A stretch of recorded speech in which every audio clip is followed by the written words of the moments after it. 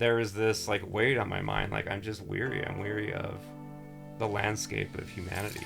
About the age of 4, my parents passed away. Eventually, we ended up with a family in New Jersey. They turned out not to be the greatest people. Were physically abusive, and I would get this idea just off and on every once in a while. As the day would go on, that those doubts started to come in.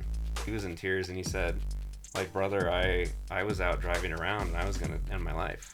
That hit me so hard. And that was kind of the start of, okay, like I've got to do this. And not only do I need to do it, but I need to do it every time I run.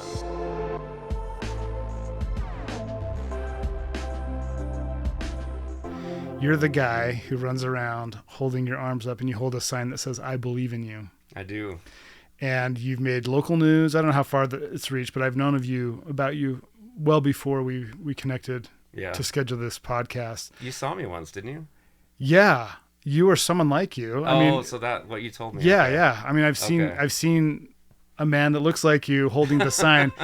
You live on the other side of the valley from me, but I know people who have seen you, and you've changed a lot of lives. I would love to get to that, but let's start with your story, because I think your story setup will help us understand you better and why you chose to do this. So when you first came in, I always ask, where are you from? You said Australia. I'm like, okay, cool. I don't think I've had an international guest on here. Let's start there. Okay. Yeah, so I was born in Australia. About the age of 4, my parents passed away, and we were orphaned, which was a super hard ordeal. I have 6 sisters. I was the youngest. My parents kept having kids until they had a boy. Bless their hearts, because I know how hard it is to have kids. Gosh. I have 5. Yeah. But being in that situation, local family there wasn't in a situation to take us in. And eventually we ended up with a family in New Jersey. And that was about from age 4 to age 10, it was kind of a rough situation because they turned out not to be the greatest people. Were physically abusive. And eventually at age 10, my sister, who was in Utah by that time, when my parents passed away, she was in New Zealand in college. But she ended up at BYU, went to school, and got married, and she was out in Utah. And so she kind of, rescued us out of there and got us out to Utah. And me and my next 2 oldest sisters, because my other sisters were old enough to be out. And at that age, so from age 10 on, we were adopted by that family through LDS Social Services. Was it you and 2 sisters, same family? Yeah, my next 2 oldest. Okay. Yep. And gained a brother and a sister, and I couldn't have, been given a better set of parents, right? The best people on earth. Just angels, always thinking of other people, always doing things for other people, and they've had a huge influence in my life.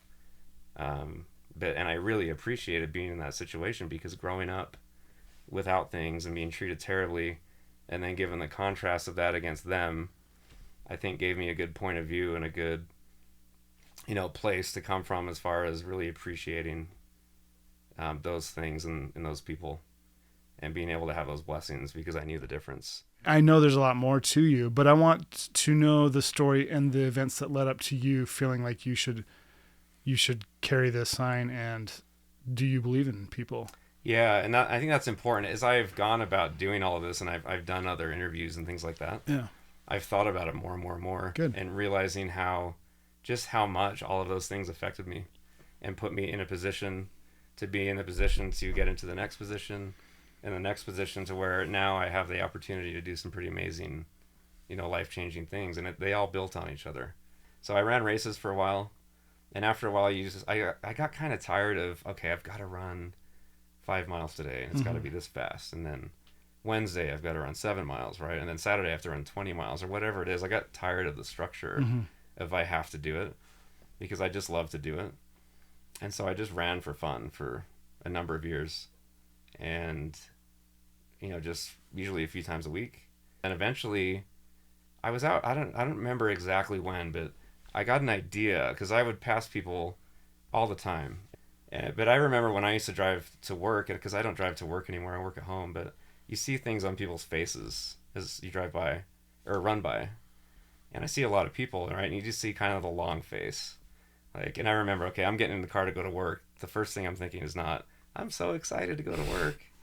Or I'm so excited to drop my kids off, right? And they're yelling at me in the back of the seat, or they won't wear clothes, or whatever it is, right? Depending on how old they are. And I just remembered that. And so I got kind of an idea like, hey, what can I do to motivate? What can I do to is there some way that I could convey like, hey, I feel for you, right? Like I've been there. And didn't know what it was. I would get this idea just off and on every once in a while. And it would always seem like with the runner's high, I was just like, I'm gonna do something, right? And eventually I'm like, I'm gonna have a sign. And I'm gonna have a sign that says something, and I'm gonna show it to people. And got so excited about that. I got home and I got on my phone and just, I think, wrote down, I think with my iPad or something, but I wrote with an Apple Pencil, just wrote it down. This is what I'm gonna do. I'm gonna motivate people. I'm gonna have a sign. It's gonna say, I believe in you. I'm gonna get other people to do it with me. People that can't run, we'll stand on the corner, right? We'll sit on corners. We'll have little gatherings. We'll get together. And it seems like such a great idea, but as the day would go on and you go about your business, that those doubts start to come in. And then you think, okay, people are going to think I'm nuts. Like, nobody's going to care.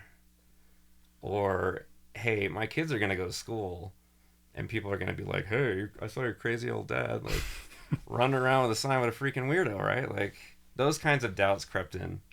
And then it would kind of fade and think, by nature, I'm not a super extroverted person. And so it's like, I don't want to be out there like, hey, look at me. And so it would just go away. And this happened for about 2.5 years, just every once in a while. And I would get further and further down the path, but I would always cancel it and say, I just put a stop to it and say, no, I'm not going to do that. Yeah. So fast forward to March of 2020, a lot of things were taken away from us at that time, right? Couldn't travel, couldn't see people. You had the political fighting. We had a death in the family, right? We had all these things going on, and it was a new challenge for me because I'd been through all the stuff we just talked about, right? I'd been through a rough childhood. I've been through not having stuff and whatever, but at that time I had everything temporally, physically. I had a great job, I had a great family, great marriage. We have food, we have money, right? Everything's taken care of, that you can see. But there is this like weight on my mind, like I'm just weary. I'm weary of the landscape of humanity, right? Just tired of all of that. So, because I hadn't spoken in church in a long time, and like I always get this feeling like they're gonna ask me to speak, and I don't want to speak. I have nothing to say.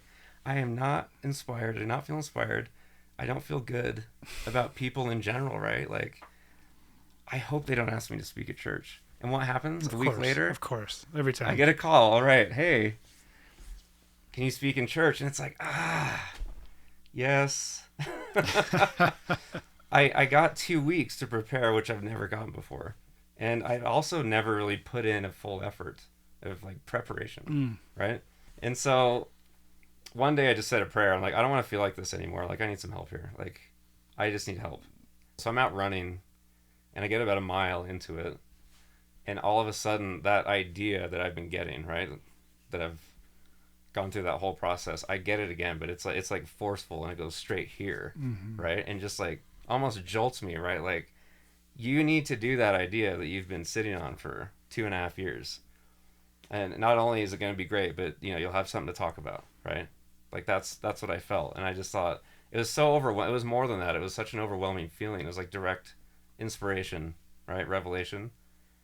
That it's just one of those life moments where like that doesn't happen often. And that was like, whoa.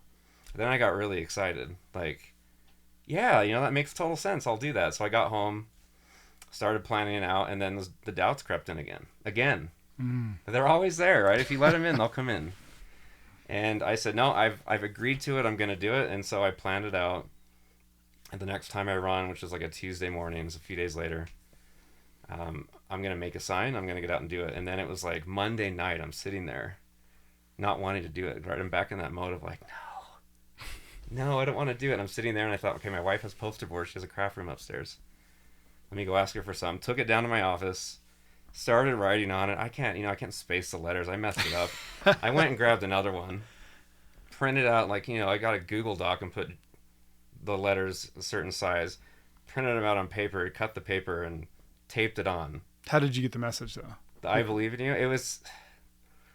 It's something that I didn't want to come off as creepy or weird. Yeah. Right. So I just thought that if I saw somebody with that message, like that would resonate with me. I'd be like, yeah, I can do that. I can do anything. Right. Okay. I believe in you it spoke to me very powerful, just to my heart. And it wasn't a weird, creepy thing. Right. Like I love you because it is. It's like, I love, and I think everybody has the ability to do great things. Right. And we can all do better. And so I believe in everybody for sure. Yeah. And it just resonated with me. And I did it. Kid from up the street was walking by and I showed it to him and he smiled. Another kid smiled and I just started running and a car came pretty soon. And I didn't mean to ever hold it above my head because you can't do that for very long. That's a tough thing to do. Thought I was going to hold it here, but I felt so excited about it that I held it up.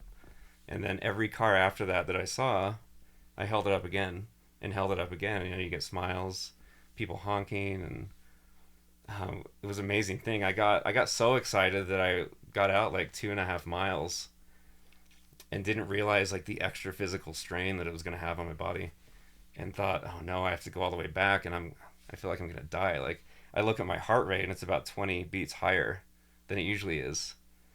And I'm just feeling kind of sick, like, I don't know if I can take the strain. So I slowed down a little bit, and I made it back. It was hard, though.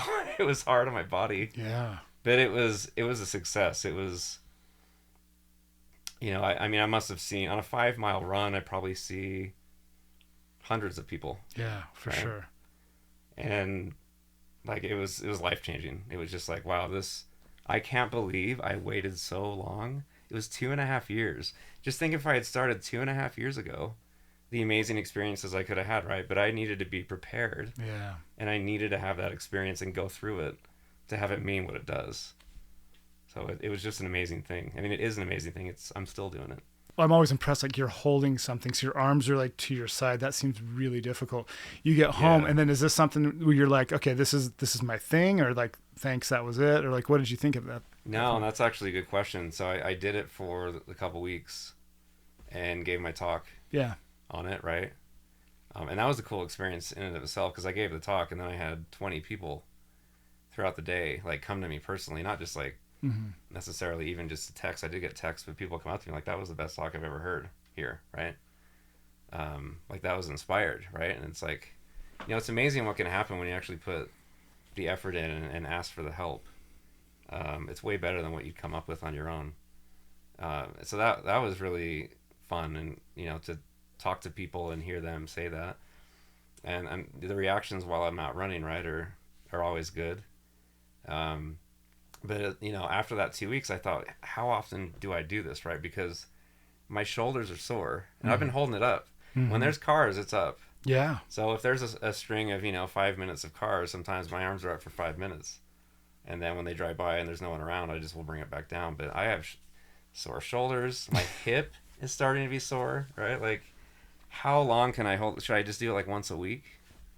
So I do it, but I don't fall apart. Like, because I didn't know what was going to happen there. But I just, every time I started to question that, something would happen. So I started questioning, what am I going to do? And then I get home and I have a message or a text from a friend. He's like, hey, someone's, talking about you in Facebook, on one of the community Facebook groups. And I wasn't in it. And so I'm like, oh, add me. And somebody seen me driving their kid to work, and had a really cool, it sparked a discussion about believing in themselves and, going through hard things, but just really, knowing that you can get through. And he was just so grateful. And so he posted about it, and it's getting all these likes and it's getting all these comments. I saw him too. And I saw this. And I'm reading through, right, in tears of all these stories, these people, like it goes from either changing their day, changing their week, changing their life. Right. And it's like, holy crap. Like this is so timely, because I was questioning what the effect was, and now I see this. And that was kind of the start of, okay, like I've got to do this. And not only do I need to do it, but I need to do it every time I run. Right? I should look for opportunities, not only to run more if I can, or run in front of people more, as much as I possibly can. I would say, though, the most solidifying thing that happened to me along those lines was a few months later. I was probably about 5 months into me doing this. I was training for a marathon friend last year. Same friend was going to run the marathon with me, and so I was training for it with the sign. And so I ran from my house down to Lehigh, and was just going to end it about the Macy's down there. It's like 10 miles training run. And I was about mile 8, and I saw a guy turn around and park like 100 yards in front of me on the side of the road, right, and face me. Yeah. And I have had a couple people at that point stop and get out, and I get nervous every time because it's like a police officer probably when they approach the car, right? Because I don't know who's in there. Yeah. And I don't know what their intention is, but I thought, okay, it's probably someone that saw me, and so kind of cautiously ran up, and he rolled the window down, and I stopped and leaned in, and he was in tears, and he said, like, brother, I was out driving around, and I was gonna end my life, right? And I'm like, that hit me so hard, because I had some people post and say, like, hey, you're probably saving lives, hey, you're changing a lot of lives, but I hadn't had somebody tell me, like, hey, I talked to my therapist, and then I was out driving around, I'm like, that's it, I'm done, I'm gonna go end my life, and you stopped me. What you did stopped me from doing that. And then, talked to him for a minute, and then went on my run, and I was a mess at that point. I'm hold the sign up and cover my face, right? Because I was just so overcome with the weight of that. And I knew that was the point where I knew I could never stop doing this, right? And it's not a burden. It's not something where it's like, crap, if I don't get out of bed today, someone might kill themselves because I didn't want to get out of bed. I don't ever think of it that way. It always comes to me when I do it. It's all, the effect of it always is like, what an amazing blessing it is that I get to do this, and I've got to do it as much as I can, and I enjoy it every time, and I get so much from it every time that it's just like, I don't want to work. I don't want to do anything else. I only want to do this, right? And talk about this. And it's so out of character because it's not something that by default I do or I want to do. And it's been such a whole process, but it's so amazing. But it's a life mission. Like I can't stop and I won't stop. I joke with people, right? If I lose my legs or whatever, I'll just get in a wheelchair and we'll just keep going because so I feel like I have to do it. But not in a burdensome way. I have to do it. And it's an amazing thing, and I get to do it, and I enjoy doing it. Okay, well, that I really respect that attitude, and that attitude is not easily come by because. No, I don't feel that way about anything else. I know, but that's so interesting because it is like it's a physical exertion, and right. there's all these like emotional weight that you could potentially put on yourself, like all this burden that you could say like, I'm responsible. That's amazing that you don't go there. It gives you such a cumulative effect of like worth and purpose. That you can't ruin your day. Now, I'm not perfect, right? I'll have days where stuff happens and it's like, really? And you have those days, but, in the roller coaster of life, you get up here. I don't ever end up down here. I stay here, right? And it's just self-sustaining because I keep doing it. I mean, kudos to you for facing 2.5 years of fear to go through that battle to run around with a sign, show your gift, and then just love people, because that's what people need. Is they need love, they need belief, and they need Jesus. But I mean, it's love and belief, and it's that charity. So yeah, I mean, well done, man. I want you to leave us with any advice for people out there who are feeling low, or whatever you want to share that is in your heart. We all, no matter how bad we feel, we're all this close to feeling better. And sometimes it may seem, that, man, I feel so low, I'm this far, it's all these things need to happen before I can feel good. And really, we all have the ability in ourselves to bridge that gap. And all we need in a lot of cases, and not in every case, but in so many cases and so many things that we deal with, all we need is a little external validation, right? You see somebody and they, you're at the store and you're having a hard day, and they give you a comment like, oh, I'm so proud of you dealing with your kids or whatever, right? People remember that for years, and they can take that and completely change the way they look at their day and have a better day. Or, just something like what I do, right? Showing that sign and sharing a kind message. That's all I did was for 5 seconds show the message. All those people that I see that tell me these amazing stories, they bridge the gap. And in some cases, right, we're so low that they were about ready to end their lives. They bridged the gap. They had the power in them the entire time. And just with all the things happening to them, just couldn't see that they were that close, but they were. And so my advice would be just that you're almost there. You're so close. Just keep going and hold on. Keep praying. Keep looking for the positive. And it's not fake positivity. The positivity and the reality of the situation is that you're amazing, and you're awesome already, and that you just need to remember it. And so any chance you have to make that connection and to feel better, like you're right there, and if you can share that with somebody else, it'll help you get there as well. Beautiful. Thank you so much. There's so much to think about, and it's been such an encouraging discussion. I'm more motivated to just put my fears beside me and behind me and just shine brighter. So thank you so much. Oh, I appreciate that. Thank you.